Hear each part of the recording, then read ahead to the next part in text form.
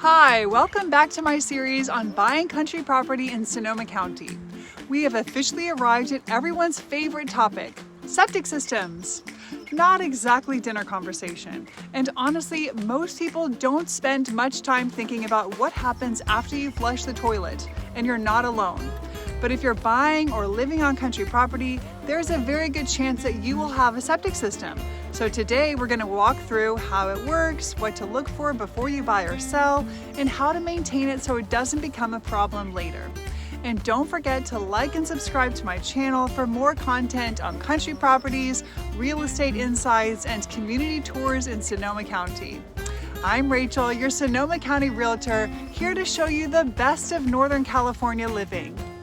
A quick note before we start, I am not a septic contractor or an engineer. I am a real estate advisor. So this is just a high-level overview to help you understand what to look for. When I'm working with clients, we always bring in the right professionals to evaluate a specific property. Now let's get started with how septic systems work. A septic system, also called an on-site wastewater treatment system, is how a property handles its waste when it's not connected to city sewer. Here's the basic flow. Everything leaves the house through one main pipe.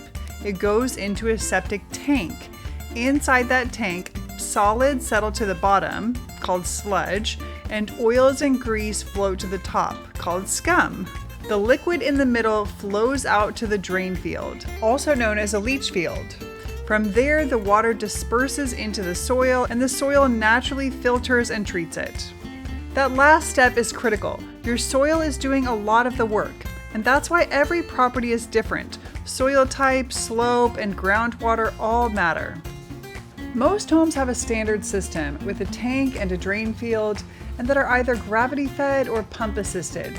But in Sonoma County, you'll also see advanced systems, especially on more challenging land. One example is a mound system. A mound septic system is an engineered above-ground wastewater treatment system used for properties with shallow soil, high water tables, or slow drainage. It pumps wastewater up to a constructed sand and gravel mound to treat wastewater before it reaches natural soil, acting as a pressurized filter.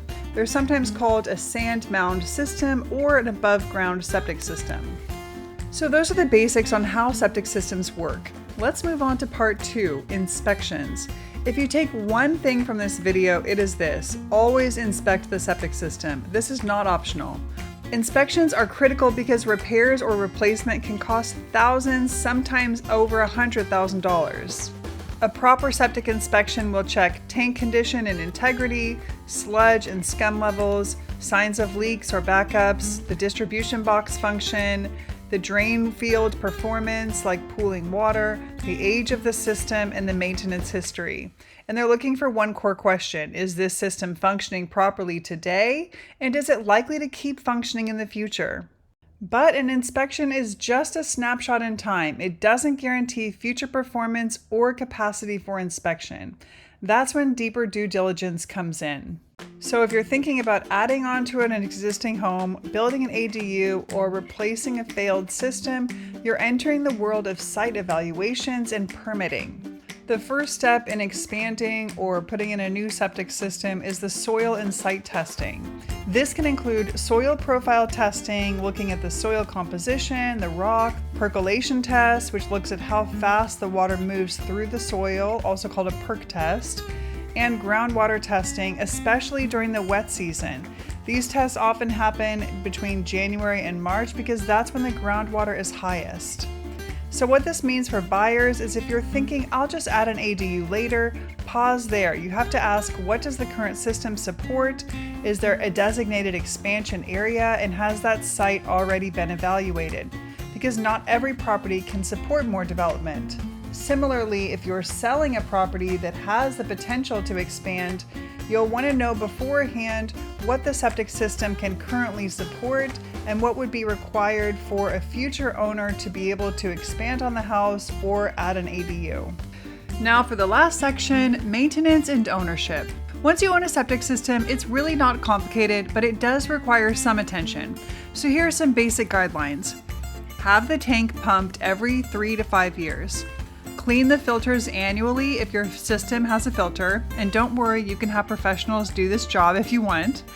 Keep heavy vehicles off of the leach field, and be mindful of what goes down the drain.